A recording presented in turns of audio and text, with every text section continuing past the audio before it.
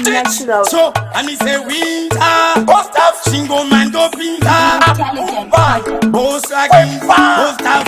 postate, mugapa matu sangwira, mapandolosi, upamaita kuduku pura tira polosi, mapamatu shimba sikusata woforosi, mirandi tawe kurura kama kokorosi, tukune tosia katani kura, funga kwa kunde kupi patinori kura, suwa mtete pisken chakfura, anita kupi nare wanga kura, niwa peta panduru winza, kunipetera mapanduru, ausadaro, awande tina puluru, aunati kudoli peta panduru, nakdaro, niwa peta panduru winza, kunipetera mapanduru, ausadaro, awande tina puluru, aunati kudoli peta panduru, nandama panduru wangu sakaira, daskapateni mari ndinotumira, aikona kumanya imbondimira, nilikugusia wangu ndatokutatira, baseni pangu katine wifi, nosa mapiri panke sci-fi, andili mkari kupungani swai, osavani kwano tisabai, asilinza usadaro, ndiwe wapeta panduru winza, kunipetera mapanduru, ausadaro,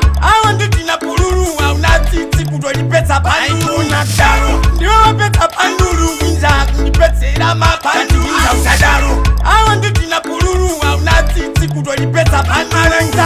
mugapa matu sangwira, mapandolosi, upamaita kodo kupura tira polosi, mapamatu shimba sikusata woforosi, mirandi tawe kurura kama kokorosi, tukune tosia katani kura, funga kwa kunde kupi patinori kura, suwa mtete pisken chakfura, anita kupi mare wansadara, niwe wapeta panduru winza, kunipetera mapanduru, ausadaro, awande tina puluru, aunatiti kudolipeta panduru, nakdaro, niwe wapeta panduru winza, kunipetera mapanduru, ausadaro, awande tina puluru, aunatiti kudolipeta panduru, nandama panduru wangu sakaira, daskapateni mari ndinotumira, aikona kumanya imbondimira, nilikugusia wangu ndatokutatira, baseni pangu katine wifi, nosa mapiri panke sci-fi, andili mkari kupungani swai, osavani kwano tisabai,